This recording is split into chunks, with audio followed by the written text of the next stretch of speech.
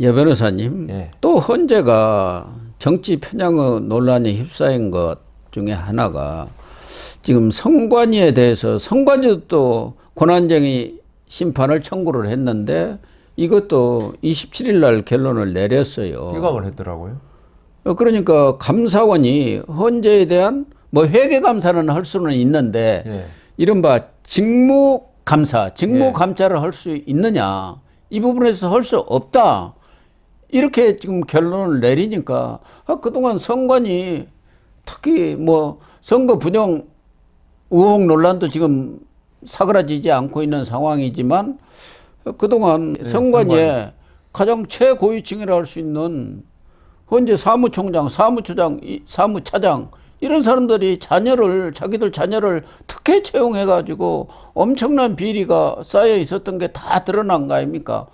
그런데 그것을 그런 감사하지 말고 선관위 자체의 감사에 맡겨두라, 이렇게 하니까 여론이 들끓을 수밖에 없는 그런 상황 아닙니까? 그러니까 그 헌재가 아까도 그 뭐 여러 번 말씀드렸지만 너무나 정치 편향되어 있다. 이게 예. 이번에 또 나타나는 거죠. 예. 사실 그 선관위의 투표 개표 문제, 뭐 이렇게 직계하고 이런 문제는 감사하면 좀 문제가 되겠죠. 예. 그렇지만 어떤 직원들의 비리, 예. 이런 거는 당연히 감사가 돼야 되죠. 예. 이걸 자체 감사에 맡겨놓는다는 거, 뭐 고양이한테 뭐 그 생선가게 맡겨놓는 거죠, 그거는. 그래서 아까 그 사무총장 그 자녀 그 취직 문제도 말씀하셨지만은 지방에 있는 그 선관위, 조그만 선관위의 사무과장인가 국장도 자기 자녀 청탁을 했더라고요. 거기는 더 그런 경향이 강하죠. 그렇죠. 그 지역사회에서는 다 이렇게 짬짬이가 잘 되는 데 아닙니까? 그러니까 이게 저는 선관위 문제가 아니고 예. 헌법재판소의 왜 이런 문제인데. 결정을 내렸는지 모르겠어요. 그러니까 이 사실 윤석열 대통령의 계엄의 하나 그 이유 중에 하나가 중요한 이유죠. 예, 선관위 부정 아니었습니까? 예. 개표 부정 뭐 있었는데 뭐 그거는 이제 그렇다 치더라도 선관위가 이런 식으로 부정한 행태를 자행할 때 과연 투표 개표도 정당히 했겠냐, 예. 이런 의심을 받게 돼 있잖아요. 예. 아니 위법을 갖다가 밥 먹듯이 하는 선관위인데 예. 어떤 그 이런 걸 갖다가 정치권이 비호해주고 이번에 헌재까지 준다면은 그 대가를 갖다가 기브 앤 테이크를 할 수 있는 예. 그런 기관이 된다는 의심을 받을 거 아닙니까? 아니 이런 걸 갖다가 다 용서해 주는 대신에 우리 그 개표 결과나 이런 걸 갖다가 저는 그럴 일은 없다고 생각하지만 예. 우리가 그 집에서 새는 바가지가 밖에 바깥에 나가도, 샌다고. 예. 아니 이런 그 위법 탈법을 갖다가 벌써 위법 의식이 마비된 거예요. 준법 의식이. 예. 마비된 사람한테 이런 중요한 국가의 초석인 선거 제도를 맡겨놓았다는 거. 비록 자기들은 아니라고 하지만 우리가 믿을 수가 없잖아요. 예. 그런데 이걸 갖다가 헌재에서 감사하지 마라. 이거는 진짜 헌재를 한번 감사해 봐야겠어요. 그러니까 선관위 자체의 어떤 자정 기능이 제대로 작동을 했다고 한다면 그럴 필요는 그렇죠. 없었겠죠. 예. 그러나 이런 채용 비리라든가 채용 비리 외에도 뭐 근무 태만 속풀이 위반이라든가 투표라든가 뭐 여러 가지 문제들이 제기가 기강이 됐기 완전히 때문에. 해이해져 있어요. 예. 그렇기 때문에 그것을 자체 감사만으로는 맡겨놓을 수가 없다. 이 김세환 사무총장의 자녀 특혜 채용 문제도 제기가 됐었어요. 2021년. 예. 근데 자체 감사에서는 아무 문제가 없다 했는데 감사 감사원이 결과 하니까, 보니까 예.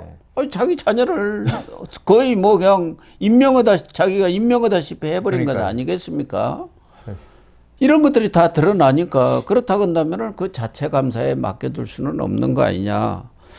그러나 법적으로 헌재에서 결정을 한 것은 감사원이 감찰을 할 수 없도록 규정된 것은 이 사법부 그리고 헌재. 그리고 국회 네. 이 세 가지만 되어 있는데 이 선관위는 그게 제외되기 때문에 충분히 감사할 수 있다는 것이 감사 원칙이라든가 또 상당수 그 지배적인 네. 헌법 학자들의 견해인 것 같은데 헌재에서는 그것은 예시일 뿐이고 선관위도 독립된 헌법기관 아니냐. 거기에 대통령이 임명하는 그 감사원장이 있는 그런 감사원이 감사를 했을 경우에 따라서는 정치적 압력을 가해가지고 선거 중립성이라든가 객관성, 공정성을 해할 수도 있기 때문에 이건 아니다.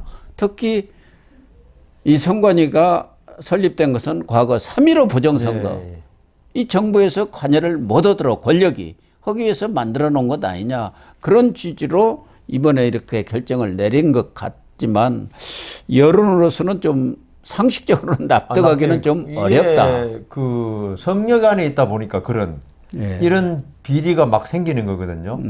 그리고 3.15 부정선거 때하고 지금 60년대인데 예. 지금하고 어떻게 비교합니까? 예. 그리고 우리가 맨날 이야기하는 게 절대 권력은 절대 부패한다고 어떤 외부의 감시를 받지 않는 부분은 있죠. 반드시 부패하게 돼 있습니다. 이거는 예. 뭐 국회고 그래서 저는 국회도 사실은 뭐 제외돼 있지만 국회가 제일 감사를 많이 받아야 될 때예요. 그래요. 의원들 돈 쓰는 거 이런 거 막 비리가 얼마나 많습니까? 그런데 이게 그 전부 다 직역 이기주의 내지 뭐 어떤 자기들 그 권한을 갖다 확보하기 위해서 헌법에 그렇게 해놨는데 법에 이거는 헌법 저기 뭡니까 선관위 이게 헌법에 감사원의 감사 대상이 안 된다는 건 있죠. 헌법 재판관들이 뭐 지금 달나라에서 온 건지 이게 그 이런 걸 다 봤을 거 아닙니까? 예. 그 직원들 채용 비리를 예. 그거 놓고 감사 안 된다. 이게 무슨 말인지. 그러니까 우리 헌법재판소의 편향성이 이번에 아주 극에 달하고 있는 것 같아.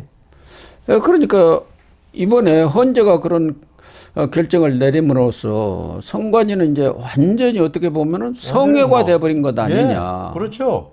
그런 인상을 지금 받고 있는 것 아니겠습니까? 이 헌재에서는 그런 결정을 내리면서 국회에서 국정조사라든가 국정감사 그리고 수사기관을 통한 외부 통제가 충분히 가능하지 않느냐 하는데 사실은 정치권에서도 선관위에 대해서는 손을 잘 못 댑니다. 잘못 건드려놨다가 예, 고발당하고 선거법 위반으로 예. 예. 딱 찍히면은 살아나기 어렵다는 플래카드 거예요. 하나 잘못 걸면 그게 선거법 위반 되는데요. 예.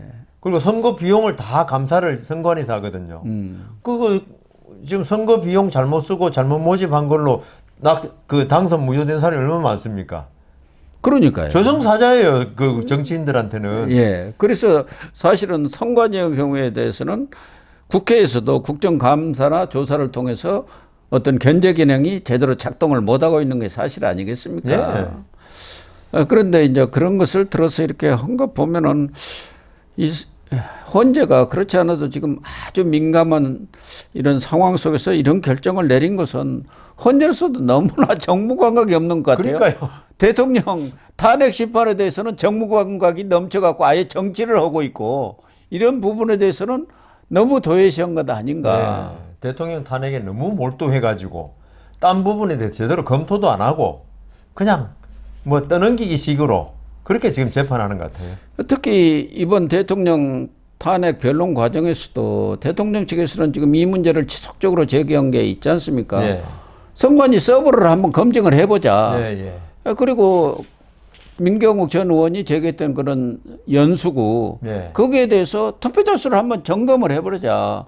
사실 대법원에서 1심으로 끝나기 때문에 제대로 그게 네. 점검이 안 됐다. 안 되죠. 그게 뭐 크게 시간 걸릴 일도 아니지 않습니까? 그렇죠. 그런데 그런 거 다 기각을 했어요. 그러니까 그 말씀, 저 미국 같은 선거제도 같으면 얼마나 치밀하겠습니까? 예. 미국도 허수 투표가 나중에 발견돼 가지고 예. 비율은 작아 0.0 몇 프로지만은 허수 투표가 있을 수밖에 없는 사전 투표는 예.